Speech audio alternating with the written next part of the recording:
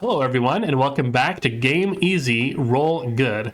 Today we are finishing off our series on the subclass changes for all the martial classes in the Player's Handbook for Dungeons & Dragons 2024. We are finishing off with the Rogue, but real quick, if you haven't subscribed to this channel yet and you keep coming back to these videos, please consider hitting that subscribe button. Again, I have new videos every Wednesday, and I pretty regularly have a video that comes out on the weekends, usually on a Sunday. Please go ahead and consider hitting that subscribe button. That's all I'm going to say on that for now. So let's get to the rogue subclass changes in the Player's Handbook for 2024. See if we can teach an old rogue new tricks. So looking at the subclass preview here, we have the Arcane Trickster, the Assassin, the Soul Knife, as well as the Thief. And I believe 3 out of the 4, the Arcane Trickster, Assassin, and Thief, were all classes or subclasses that were in the Player's Handbook for 2014. So they should have quite a few updates as far as how they work, or maybe at least modernizing a lot of their language. And again, I'm only including the descriptions and taglines here because one of the big design philosophies that the game designers said during the playtest is that they not only want the base classes to feel more like that class, to have more of that class identity, but they wanted the subclass to be more representative of how that subclass is supposed to feel in play, as well as, some balance changes here and there. But we'll take a look at what they're maybe working with there. And so let's go ahead and get started with Arcane Trickster. So at level 3, we have spellcasting. Spellcasting is quite the wall of text. So I just kind of put the notes here if you want to go into D&D Beyond and read what the spellcasting feature says. It's a lot of the same text that you saw in 2014, but I just had the main highlights here in my notes. So the subclass table, there's like a handy table that shows kind of what things you get. It doesn't mention that you get cantrips. That is within the text of the spellcasting feature itself. But you do start with 3 wizard cantrips, one of which must be Mage Hand, and then you get an additional wizard cantrip at level 10. You are no longer limited to certain schools of magic, whereas in 2014, I believe it was illusion and enchantment that you needed to pick spells from that school of magic whenever you chose spells for the Arcane Trickster. Whereas now in 2024, you can choose any spell from any school of magic as long as it's from the wizard spell list and you have spell slots available for that spell. Finally, you can use an arcane focus as a spellcasting focus. If you're playing this rules as written, in 2014, the Arcane Trickster couldn't use a spellcasting focus technically, and if you were using components and being very strict about components, you either needed to have those components on you or have a component pouch. I don't know how many of us actually played that way, but that is a thing that you can do now. You can actually use an arcane focus to substitute in place of material components that aren't consumed or don't have a specified cost in the spell. Okay. Moving on, we have the spell list changes for the Arcane Trickster. So this is going to reflect the changes to the wizard spell list. So this is kind of a sneak preview for the base class changes for the wizard next week. And again, we are only comparing 2014 to the 2024 Player's Handbook, just in case you're in a situation where you're only playing with 2024 rules forward. That means that things that exist on optional spell lists from like Xanathar's Guide to Everything and Tasha's or other supplements that existed before in pre-2024 would no longer exist in the 2024 and forward rules. So if you're only working out of the 2024 Player's Handbook, these would be the spells that you newly have access to. So for cantrips, we have Elementalism, Mind Sliver, Thunderclap, and Toll the Dead. At level 1, you have Ice Knife that was added. Level 2 has Arcane Vigor, Dragon's Breath, Augury, Enhance Ability, as well as Mind Spike. Level 3, you have Speak with Dead, Summon Fae, and Summon Undead. And then level 4, you have Charm Monster, Divination, Summon Aberration, Summon Construct, Summon Elemental, and Vitriolic Sphere. Spells marked with an asterisk here are brand new to the wizard spell list. In this case, this is Elementalism as well as Arcane Vigor. Both of these spells are just brand new to D&D in general. They're not just new to the wizard spell list. The other added spells here were already part of the wizard spell list from supplemental materials like Xanathar's Guide to Everything or the Elemental Evil Player's Companion, but they are now officially published in the Player's Handbook. And then DM permitting, all of these other optional spells that were on the wizard spell list in previous supplements would technically still be available to you. But again, this is just if you're playing from 2024 forward. These would be the new spells, the quote-unquote new spells that you have access to from that Player's Handbook. And again, at level 3, we have Mage Hand Legerdemain. So when you cast Mage Hand, you can cast it as a bonus action. You can make the Spectral Hand invisible. You can control the hand as a bonus action, and through it, you can make dexterity sleight of hand checks. It doesn't really call out specific uses like the 2014 version of it did, nor does it say that those things can be done without being noticed, whereas it did that previously. But all of that could reasonably be considered sleight of hand. Moving on to level 9, we have Magical Ambush. In 2024, this says if you have the invisible condition when you cast a spell on a creature, it has disadvantage on any saving throw it makes against the spell on the same turn. So hiding now grants the invisible condition. So if you are hidden from an enemy, you are invisible to them. So if you can like bonus action hide, and then if that's successful, then you can cast a spell on them and they'll have disadvantage on it. This also extends to anything that grants the invisible condition without having to look up what the rules around hidden are. Effectively the same, it's just a little bit easier to adjudicate when it applies, because the hidden rules were kind of a little more ambiguous in 2014, whereas it's just, do you have the invisible condition or not? Moving on to level 13, we have Versatile Trickster. In 2024, this says you gain the ability to distract targets with your mage hand. When you use the trip option of your Cunning Strike, which is part of the base class features, on a creature, you can also use that option on another creature within 5 feet of the spectral hand. So it's no longer a way that you can set up sneak attack, because previously in 2014, you would do this to give yourself advantage on your next attack. It still requires you to have the ability to make your sneak attack to even use the feature, because it utilizes your Cunning Strike by using the trip option of it.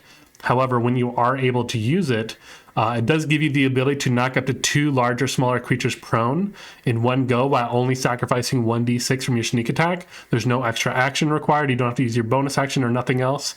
So this is actually pretty powerful in a situation where it would apply. I am kind of talking bad about things that cause prone, because it just feels like there's so many things that can cause a creature to go prone in 2024, which is very unfriendly to ranged targets. It's still very good to knock creatures prone. I'm not saying don't do it, but just be wary of how many ranged attackers you have in your group before you start knocking creatures prone. Although it is good to slow them down, like if you're in a chase, because then they have to spend half their movement to get up, things like that.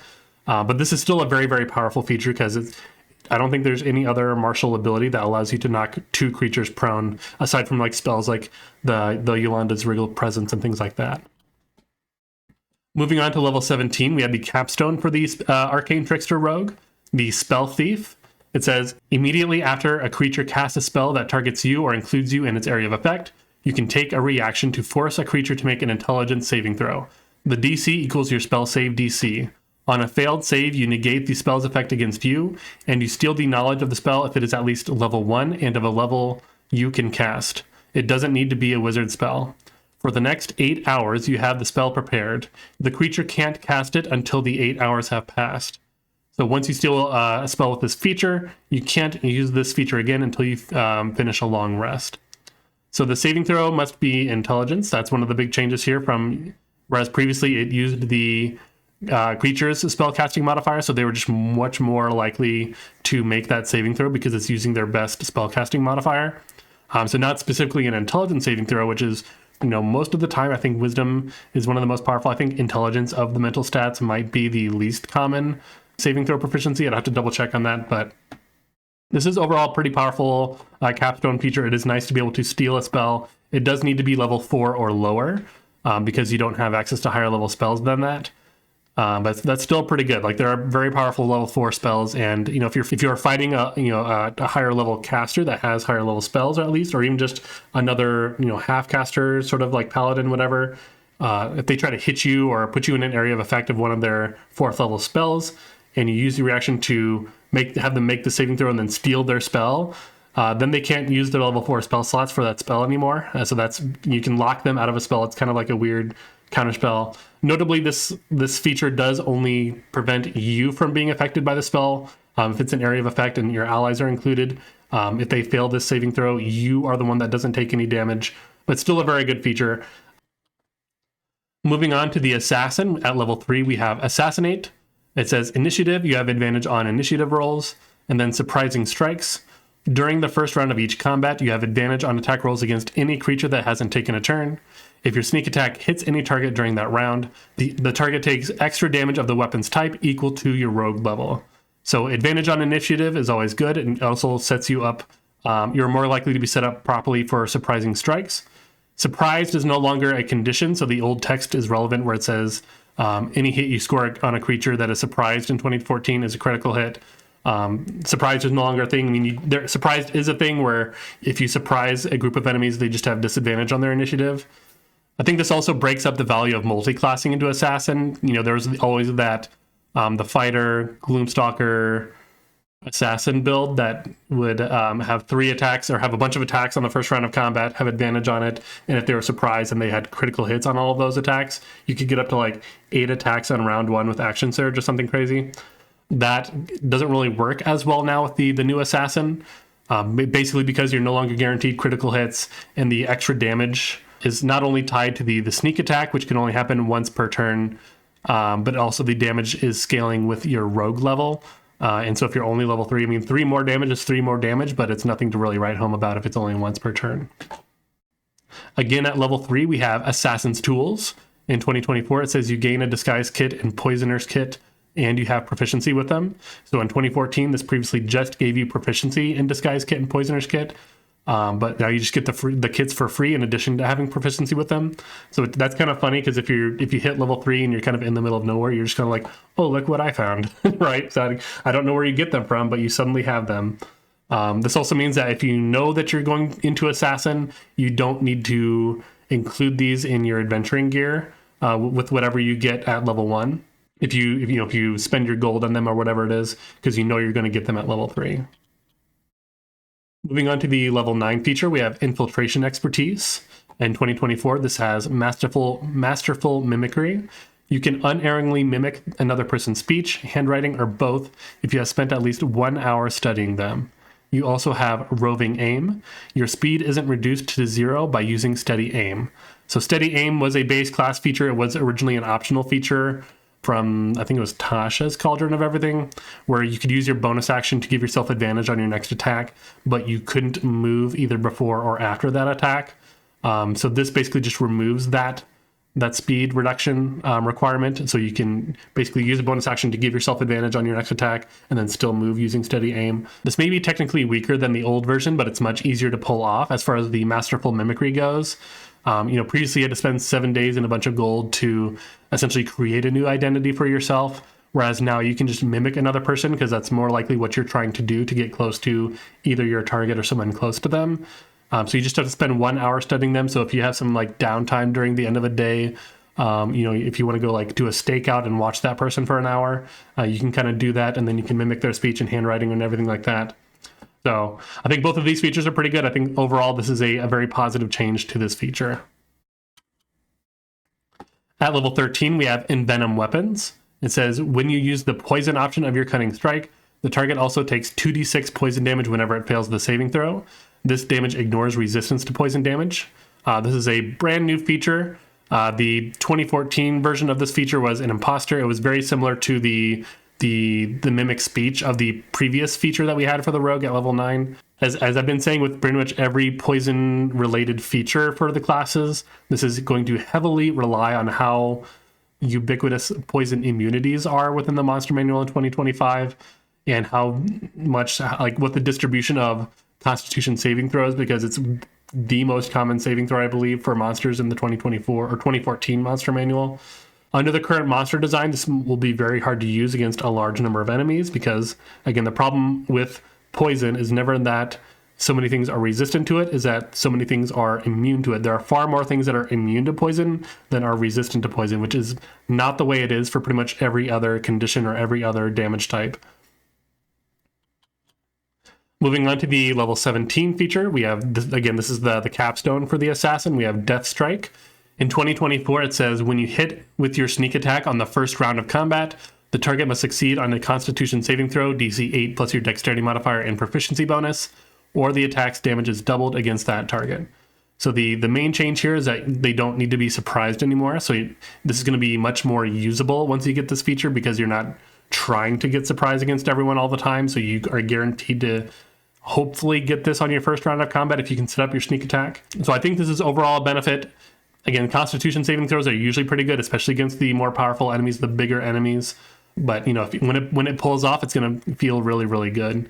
And especially if you crit as well, then it's going to feel even better. And actually, because I just said, like, if you crit, right? So, when you get to level 20 and you get I can't remember what the feature is called again, but you have that thing where if you miss with your attack, you can roll a 20. You can consider the roll on the die a 20 instead. So if you're level 20 rogue and you're level 20 assassin rogue, and it's your first round of combat and you set up your sneak attack and you miss, then you can just choose to roll a 20 using that feature that you get at level 20. And then you not only crit with your sneak attack, but you have the ability to do double damage on top of that. So it's like quadruple damage, right? So there's a lot of very powerful combinations there. Moving on to the Soul Knife. At level 3, we have Psionic Power. Again, much like the Psi Warrior fighter, the big changes here is that the Soul Knife die size and number are, they scale the same. There's just a little table that kind of shows how it works. You regain 1 expended Soul Knife die with each short rest, whereas previously you could only gain 1 as a bonus action once per long rest. And then the Psychic Whispers part of this feature is now considered a magic action from just an action, but it no longer requires the creature to be able to speak a language or share a language.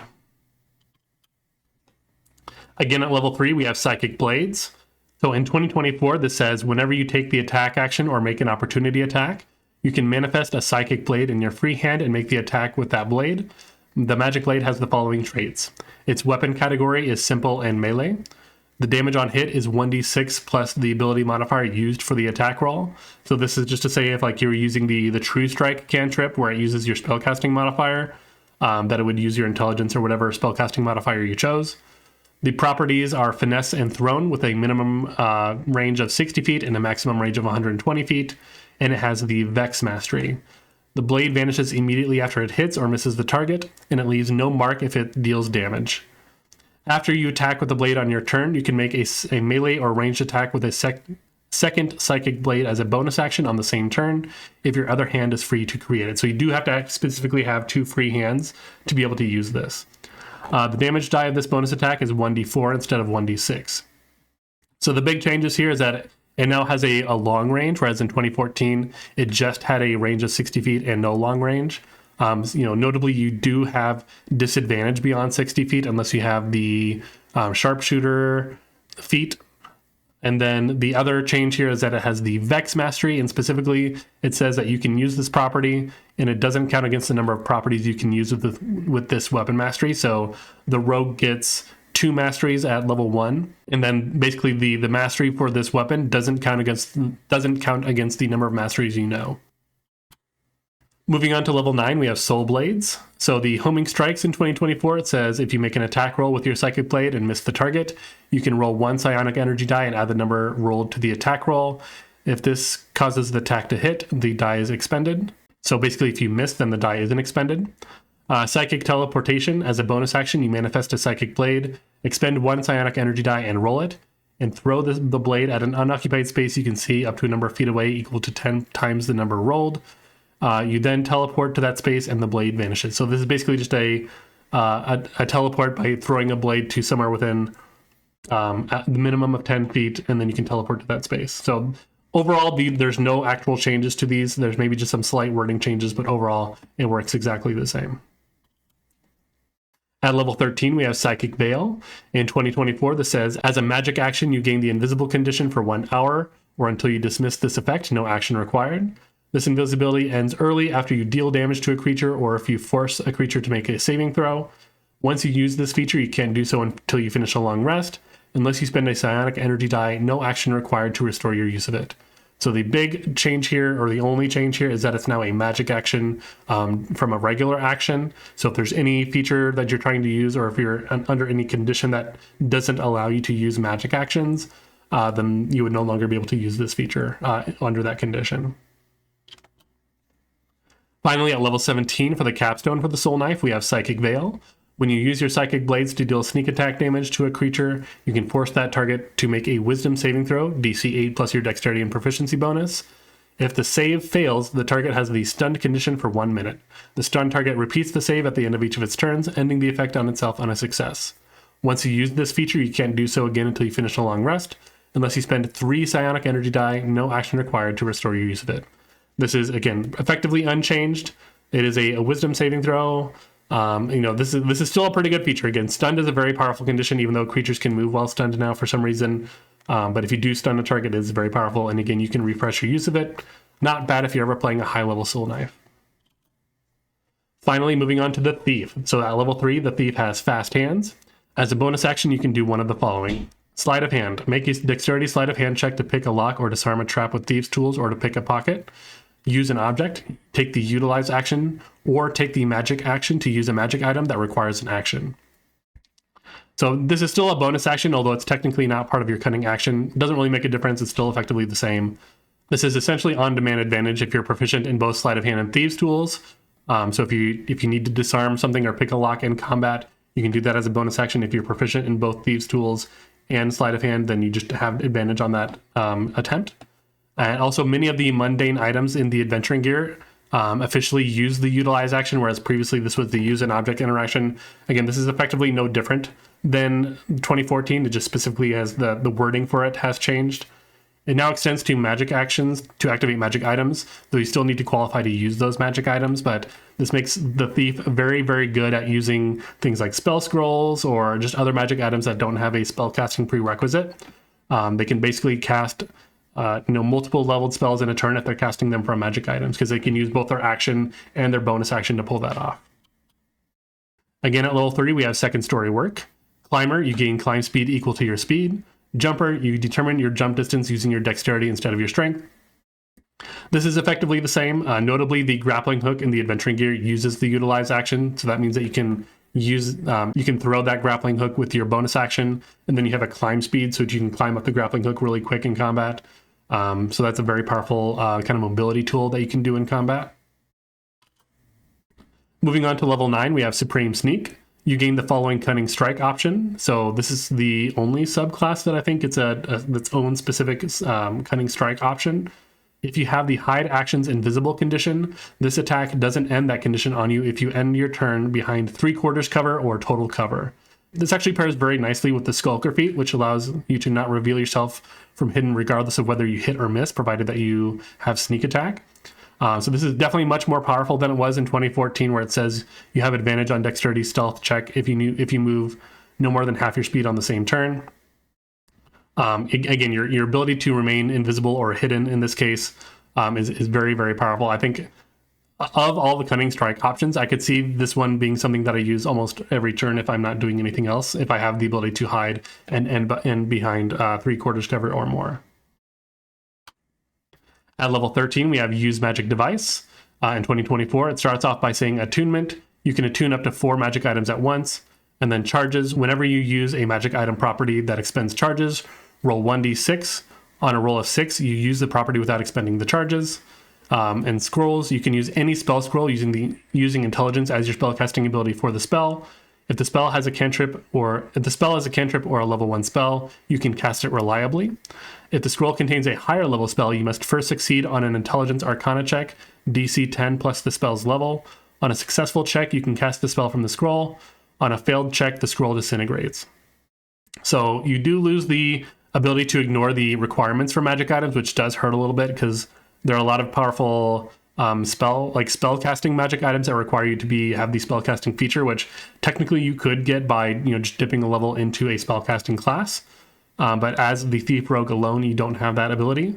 However, you do get an extra attunement slot, so that's always welcome. And the chance to not expend a charge is pretty great. And when it does happen, if you do pick up proficiency in Arcana, either from your background or species, and then you give yourself expertise in Arcana from your rogue features, it will then be impossible for you to fail the check on spell scrolls because of reliable talent, which will mean that you can't roll below a 10.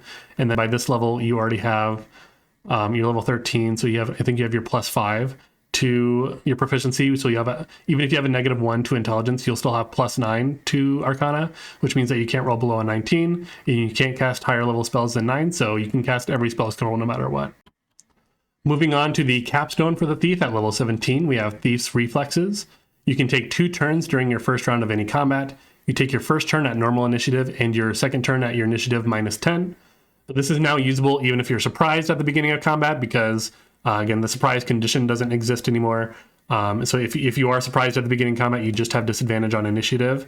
But you still get your second turn even if your initiative is like -7 or whatever it is. And this is very powerful. The more magic items the rogue has, So if you have a bunch of spell scrolls or a bunch of just like wands of, or like necklaces of fireball or whatever it is that you can use, because again, you can use one as your action and then one again as your bonus action. And if you're doing that twice in one round, that's a lot of just different effects and spells and damage that's going out. So yeah, just a very well equipped Thief Rogue is going to be very explosive at level 17. Moving on to the superlatives here. So we're going to say the most improved subclass for the Rogue here probably goes to the Assassin. The Assassin, the first feature was always pretty good. The other features for it were very flavorful, but didn't really ever mechanically pan out unless you had a lot of time to, study a subject or create a new identity for yourself and do things like that. But overall, I think this is a much more modern design, much more playable, kind of just out of the box. For the most nerfed subclass, I don't really think there is one for the Rogue. They're all stacked up pretty good. I don't think any of them really had actual nerfs that I recall. None that really stood out anyway, so I feel good saying that there isn't really one for the Rogue. And then again, moving on to the most hyped subclass, I'm going to have to give that to the Thief. That is my personal one that I think is just has the most going on for it in 2024, just because of all the adventuring gear that now has the utilize action specifically attached to it. So like the grappling hook, your caltrips, your ball bearings, simple spell scrolls, things like that, all the things that you can do as a bonus action as a Thief.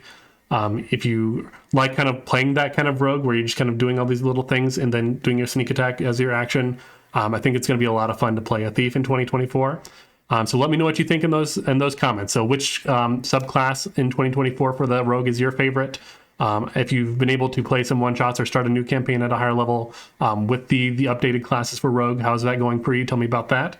Again, let me know down in those comments, and while you're going down to those comments, please hit that like button. If you're making it to the end of the videos and listening to me talk and ramble right now, please go ahead and consider hitting that subscribe button if you haven't already. We're going to move on to spellcasting classes, the base changes in spellcasting classes next week. Go ahead and look forward to that if you're watching this, as it's being released. Otherwise, again, new videos every Wednesday. I appreciate your guys' time, and I'll see you in the next one.